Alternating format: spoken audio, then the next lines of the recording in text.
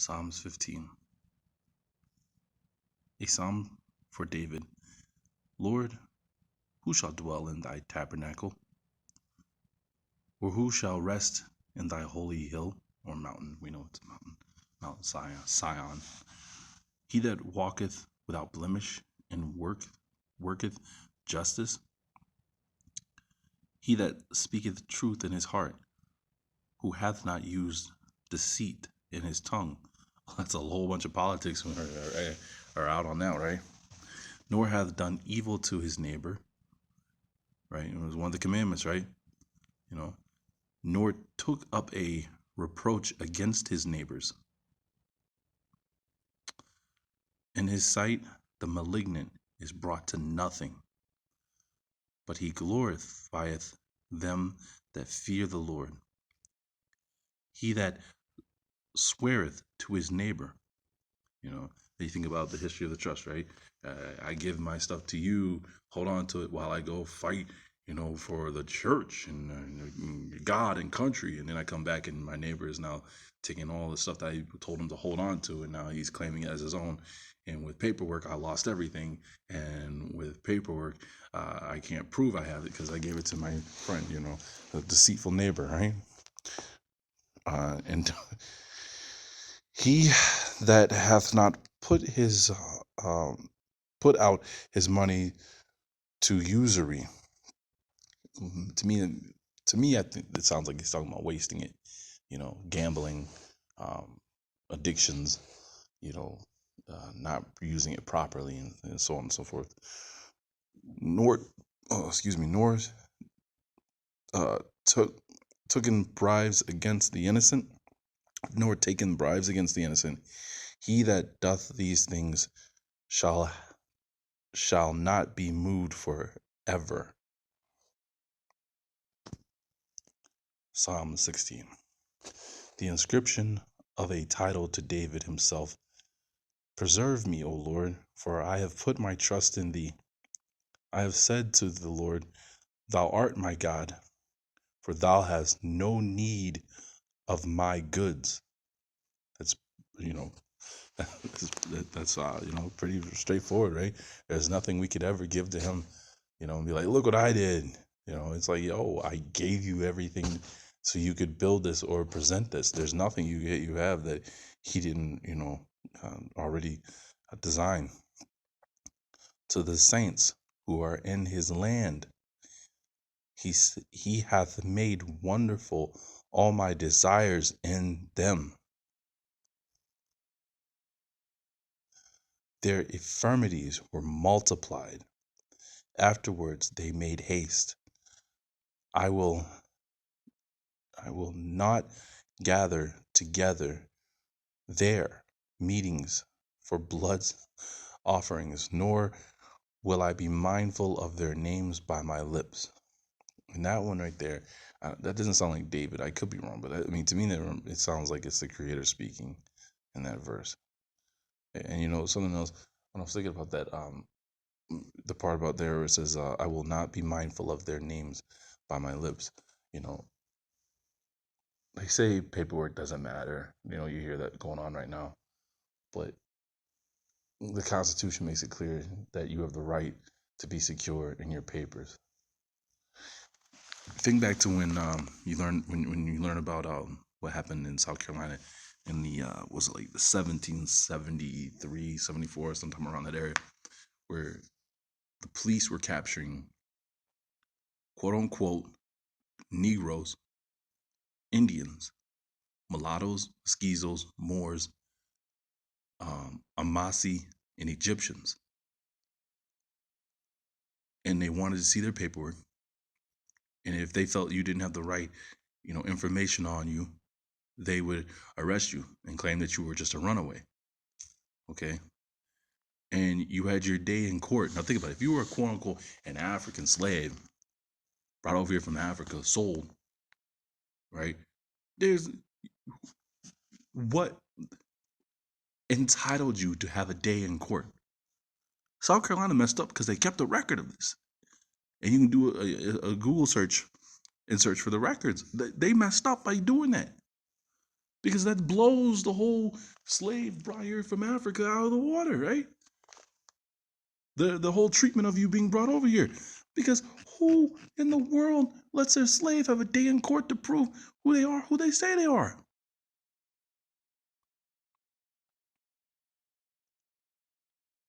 The Lord is the portion of my inheritance and of my cup.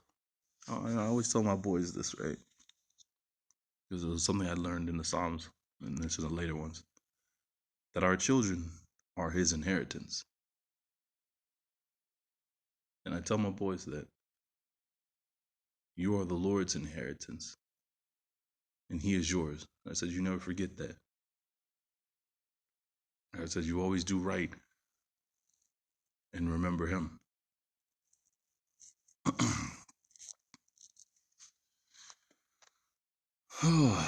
It is thou that wilt restore my inheritance to me. And that reminds me of the Babylonian Talmud, just how much it stresses observing the Sabbath and what's the other thing? The Sabbath. There was another one. The Passover. Like really, they go into they really go into a whole spill. They use like all the verses, all these verses from the Old Testament about the upside of following the Sabbath and observing Passover, and how it will reward you when the time comes.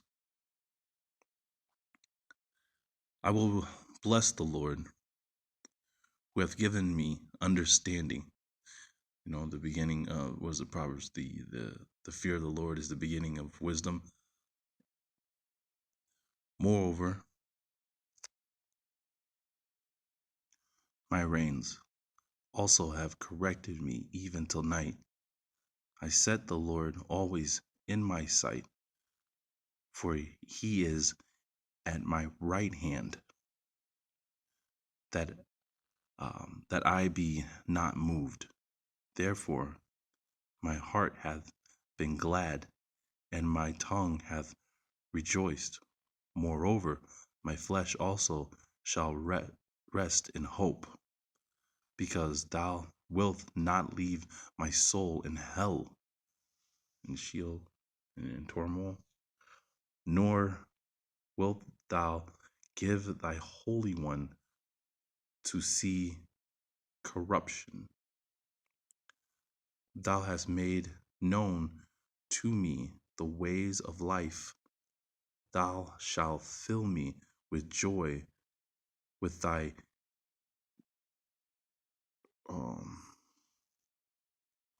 fill me with joy with thy countenance. At thy right hand are delights even to the end.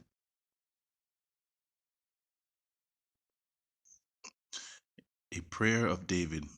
Hear, O Lord, my justice. Attend to my supplication. Give ear unto my prayers, which proceedeth not from deceitful lips. Let my judgment come forth from thy countenance. Let thy eyes behold the things that are equitable. See, equitable, isn't that a financial term? That are desirable in him? Thou hast proved my heart and visited it by night. Listen to that. That's interesting. You visited his heart by night. Thou hast tried me by fire. Now, that I know is a term, because I looked this up when I was trying to understand English law. I was looking up a video that about Native Americans, about the land and how they were having an issue because they can't claim, certain portions of the land because of laws. They said, and they were bringing up terms from English law. So I looked up English law, and there was stuff in there. They talked about literally there was a trials by fire, there was trials by water. I remember the water one best. It was literally, your trial was instead of proving innocent or guilty, they took you to a lake and they threw you in it. And if you could swim or you could float, you were innocent. If you couldn't, you sank, you drowned, you were guilty.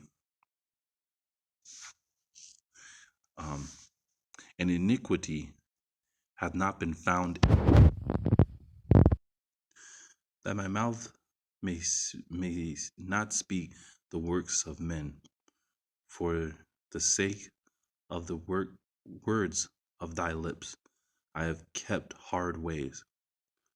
Perfect thou, perfect thou, ooh, messing up already.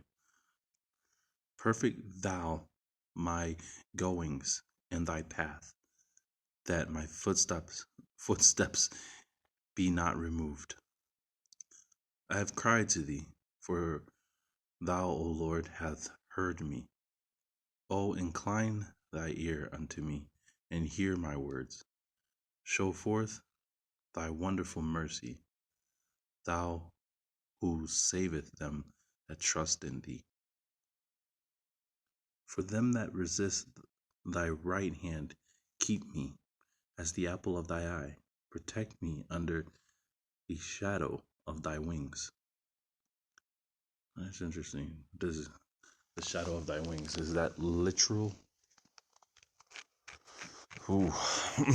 For the face of the wicked who have afflicted me, my enemies have surrounded my soul. They have shut up their fat, their mouth have spoken proudly. They have cast me forth, and now they have surrounded me. They have set their eyes, bowing down to the earth. They have taken me as a lion prepared for the prey, and as a young lion dwelling in secret places. Arise, O Lord, disappoint him and supplant him. Deliver my soul from the wicked one. Wicked one, yeah. Thy sword, for the enemies of thy hand, O Lord, divide them from the few of the earth. In their life, their belly is filled from the hidden stores. They are full of children. Now that is interesting, right? With all the child trafficking and disappearance of women and children right now. Is that old? Is what's there's something else too. Before I forget this, I've been meaning to do a video on it, but I'm just gonna say it now. With me reading the Babylonian Talmud as much as I have and going over it, I started looking things up, and I remember hearing about how cows were being killed, but the only thing being taken was, certain organs, and I remember one of them being the liver, right? But the rest of the cow was being left there. And then I was reading about some of the organ snatching, and I was reading that livers and kidneys were some of the organs they kept mentioning were being taken. And I thought about something. All right, is there a Babylonian ritual that calls for livers and kidneys as a main ingredients, right? And I found there was. And it's to invoke a god called Omar. Like Omar next to Yemen and Saudi. And I was like, wait a minute. Could this possibly be it? So it's a video I want to do, but I want to gather more evidence. And they have left to the little ones the rest of this substance. But as for me, I will appear before thy sight in justice. I shall be satisfied when thy glory shall appear.